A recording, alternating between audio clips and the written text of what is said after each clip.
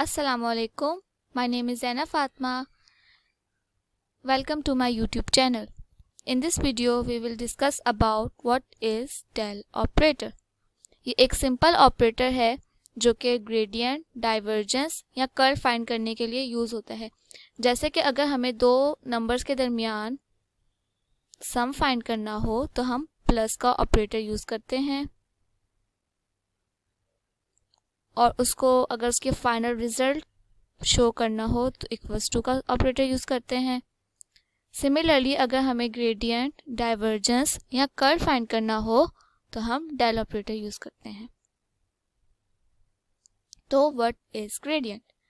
Gradient is itself a method जो कि तब फाइंड होता है जब कोई डेल ऑपरेटर किसी स्केलर क्वांटिटी के साथ मल्टीप्लाई हो। और बेहतर एक एग्जांपल से समझते हैं कि अगर हमारे पास एक क्वेश्चन गिवन है और हमें कहा जा रहा है कि इसका gradient at this point find किया जाए, तो हम इसको पहले डेल ऑपरेटर के साथ मल्टीप्लाई करवाएंगे। डेल ऑपरेटर जब हमने डावा ओवर डावा एक्स यूज़ किया तो उसकी वजह से यहाँ आई यूनिट वेक्टर यूज़ हुआ। I is a unit vector जिसका मैग्नीट्यूड 1 होता है, तो ये हमारे क्वेश्चन पे अफेक्ट नहीं करेगा। हमने डावा ओवर डावा एक्स 3x² y और फिर डावा ओवर डावा x, इस पूरे क्वेश्चन के लिए डावा ओवर डावा x लिया, फिर डावा ओवर डावा y लिया with unit vector j, because y का यूनिट वेक्टर j होगा। सिमिलरली z का यूनिट वेक्टर k होगा, तो हमने इस हिसाब से इसको पार्टीशन की इनकी। फिर यहाँ डावा ओवर डावा x बिल्कुल सिंपल है, जैसे कि हम लोग डेरिवेटिव लेते हैं तो हमने यहाँ डेरिवेटिव लिया है। डावा ओवर डावा x को आप d अपॉन डी एक्स करके सॉल्व करें।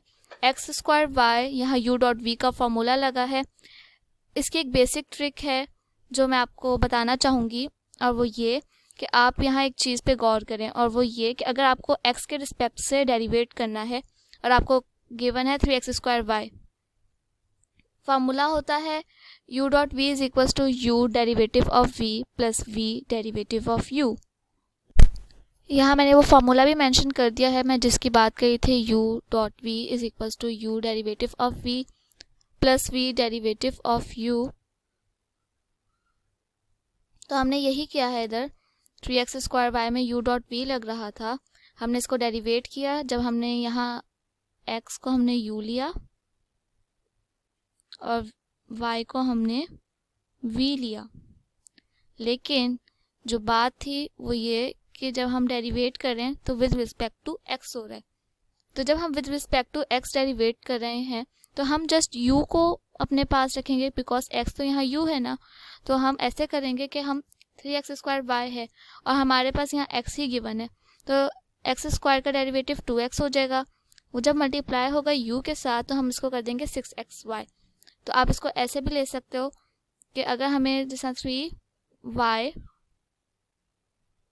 इसको एक अलग पार्ट ले लो और उसके बाद x², जस्ट इसको डेरिवेट करना है, बिकॉज हमारे पास जो डावा ओवर डावा x है वो x² के रिस्पेक्ट से है। तो हमने इसलिए यहाँ वही किया है, हमने x² के रिस्पेक्ट से इधर किया डेरिवेट, तो हमारे पास फिर 2 6xy आया। जब हमने इसको v u इस रिस्पेक्ट से करने गए तो हमने देखा कि हमारे पास तो ये x के रिस्पेक्ट से डेरिवेट होना है, तो हमने यहाँ y को नहीं किया, बिकॉज अगर हम इसको यहाँ y से करते तो x जो है वो y को डेरिवेट नहीं कर सकता। अगर हम इस चीज़ को डेरिवेट करना चाहेंगे तो ये डेरिवेट नहीं हो सकता इन दिस केस, बिकॉज हमारे पास डावा ओवर डावा x है। हमारे पास डावा ओवर डावा y होगा तो हम y के रिस्पेक्ट से कर सकेंगे। इसी तरह अगर हमारे पास z होगा तो हम z के रिस्पेक्ट से कर सकेंगे, अगर नहीं होगा तो हम नहीं कर सकते। आई होप आपको मेरी बात समझ आई हो। तो हमने यहाँ यही किया, हमने डावा ओवर डावा x को 3x² y किया तो हमारे पास 6xy आया, और जब हम u डॉट v लगा के y के रिस्पेक्ट से करने गए तो हमारे पास 0 आ गया। सिमिलरली हमारे पास यहाँ डावा ओवर डावा x था, लेकिन यहाँ ना x है और यहाँ x नहीं है, तो इसलिए हम इसको डेरिवेट नहीं कर सकते थे। तो हमने इस पूरी पार्ट का आंसर यहाँ 0 लिख दिया। जब हम यहाँ आए हमारे पास y के रिस्पेक्ट से हम डेरिवेट कर सकते थे, तो हमने 3x² को एक अलग क्वांटिटी ले लिया। 3x² को फॉर एग्जांपल आपने एक कांस्टेंट समझ लिया, इसको अपने दिमाग में एज अ कांस्टेंट समझ लें एग्जांपल के तौर पर, बट ये कांस्टेंट नहीं है, ठीक है। तो हमने इसको कांस्टेंट समझ लिया, हमने जस्ट y के रिस्पेक्ट से डेरिवेट किया, तो हमारे पास y का जब डेरिवेट करेंगे तो 1 आएगा, तो इसलिए हमने जस्ट 3x² यहाँ लिख दिया। और जब हम इसको x के रिस्पेक्ट से डेरिवेट करने गए तो हमारे पास डावा ओवर डावा y में तो y था, तो इसलिए हम इसको x से नहीं डेरिवेट कर सके, और वो पार्ट 0 था तो वो हमने नहीं लिखा। जब हम इस पॉइंट पे आए हमने देखा हमारे पास y² था, y² का डेरिवेटिव 2y होगा, और z² को हमने एज अ कांस्टेंट रखा हुआ था अपने दिमाग में, तो यहाँ हमने 2yz² लिख लिया। अब जब हम इसी चीज़ को z के रिस्पेक्ट से करने गए तो हमारे पास आंसर 0 आया, क्योंकि ये y था और हम y को z के रिस्पेक्ट से नहीं कर सकते। सेम लॉजिक यहाँ लगाई गई है कि ये z था, डावा ओवर डावा z था, और हमारे पास यहाँ z तो था ही नहीं, तो ये पूरा पार्ट 0 हो गया। इसका u.v और u.v u derivative of v भी 0 हो गया, और v डेरिवेटिव ऑफ u दोनों 0 हो गए, तो हमने यहाँ 0 लिखा।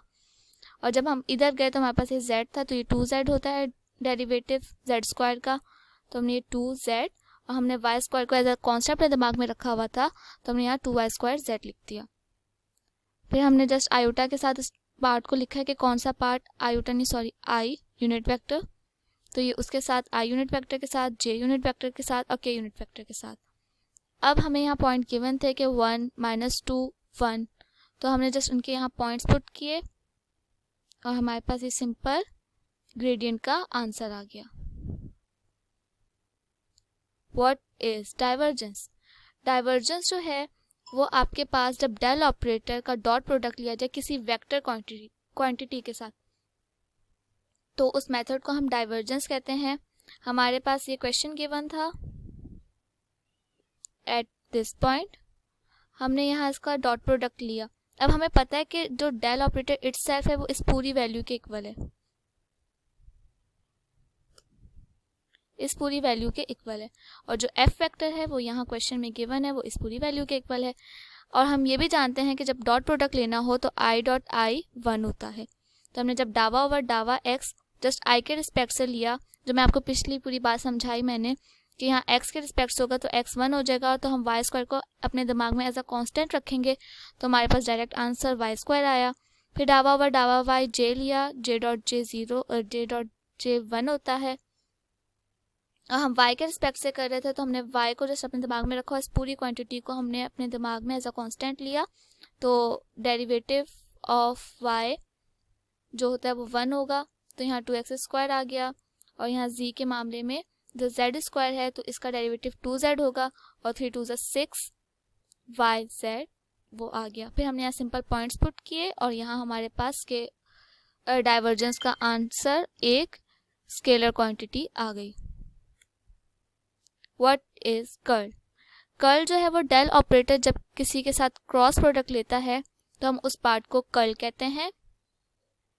ये मैंने सेम क्वेश्चन जो डाइवर्जेंस के लिए था उसी क्वेश्चन को मैंने कर्ल के लिए यूज़ किया है ताकि आपको थोड़ा और आसानी से समझ आ सके। क्रॉस प्रोडक्ट को हमने डिटर्मिनेंट के फॉर्म में किया है, i के नीचे डावा ओवर डावा x और i यूनिट वेक्टर वाला पार्ट लिखा है, j के नीचे डावा ओवर डावा y because j y axis के लिए होता है यूनिट वेक्टर, तो हमने उसके नीचे उसका पार्ट लिखा है। और सिमिलरली z एक्सिस पे k यूनिट वेक्टर होता है तो उधर हमने उसका पार्ट। उसके बाद ये डावा ओवर डावा y यहाँ क्रॉस मल्टीप्लिकेशन हुई है विद माइनस साइन, तो डावा ओवर डावा y की जब हमने यहाँ की तो ये -3z² आया, और ये z था और यहाँ कोई भी z वैल्यू नहीं थी तो ये 0 हो गया।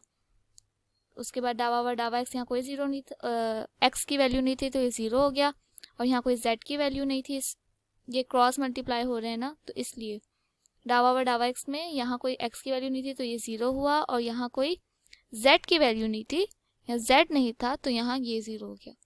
अब हम जब इधर आए तो ये 2x² था, जब हमने इसको डेरिवेट किया तो ये 4x हुआ, और y हमारे दिमाग में ऐसा कांस्टेंट था तो हमने इसको 4xy साथ लिख दिया, और इधर हमारे पास y² था, इसका 2y हुआ तो ये 2xy हमारे पास इधर आ गया। डेल क्रॉस f यानी कि कर्ल की वैल्यू यहाँ लिखी है, पॉइंट्स पुट किए गए हैं। z² का z का पॉइंट 1 था तो हमने यहाँ 1² लिखा, 0 हो गया, 0 के साथ कोई भी वैल्यू मल्टीप्लाई हो तो वो 0 हो जाती है, इसलिए हमारे पास j वेक्टर तो रहा ही नहीं। और k के साथ हमने पॉइंट्स को मल्टीप्लाई किया तो हमारे पास फाइनल कर्ल का आंसर ये आया है। That's it. Thanks for watching my video. I hope you like it. Please do subscribe and like the video and share it as well. Thank you.